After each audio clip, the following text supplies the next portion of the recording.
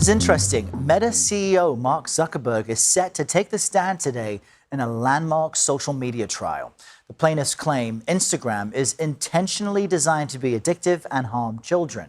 Zuckerberg has testified before Congress on social media safety for kids, but today's hearing is the first time we'll hear him answer similar questions in front of a jury.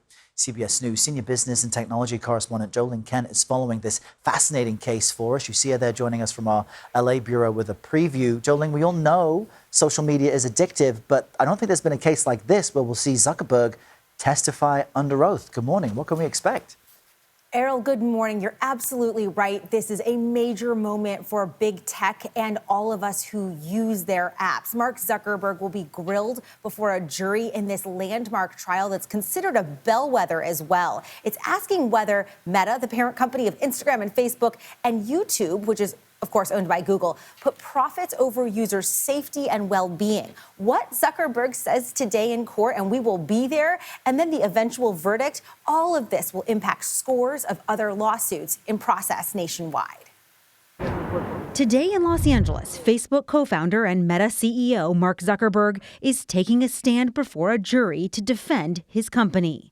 The plaintiff, a woman with the initials KGM, alleges that Instagram, Facebook, and YouTube were intentionally designed to be addictive, with infinite scrolling, autoplay, and recommendation algorithms. She died because they kept feeding her the content nonstop. Lori Schott's 18-year-old daughter, Annalie, died by suicide. Schott is suing Meta and 3 other companies in a separate lawsuit over what she says her daughter was exposed to. Her algorithms were changed, and it would start sending her content that said, here's a gun and 2 bullets.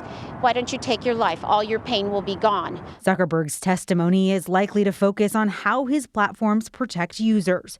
The defense has argued that mental health issues, not the platform's designs, have influenced plaintiffs. Melody Dinshar is a tech lawyer at UCLA. There have been comparisons that this trial is the new big tobacco trial. What do you think? Yes, I think that's a very apt comparison. A trial like this one will hopefully uncover the disconnect between what companies say publicly to drive up business and engagement and what is actually going on behind the scenes. In a statement to CBS News, Meta says it strongly disagrees with the allegations, citing their commitment to supporting young people with built-in protections. YouTube's parent company Google says the allegations in these complaints are simply not true. But for some parents, any verdict will be too little, too late. We all need to take a stand against this because these algorithms can change so quickly and take children down places that they can never crawl out of. There are just so many stories like the Schott family, and today we know the plaintiffs, the ones that are going to court and with Zuckerberg testifying, that plaintiff also sued the parent company of Snapchat and the parent company of TikTok. Those were settled outside of court. And of course, many affected parents and former teen users, they want big changes to how these social media platforms operate.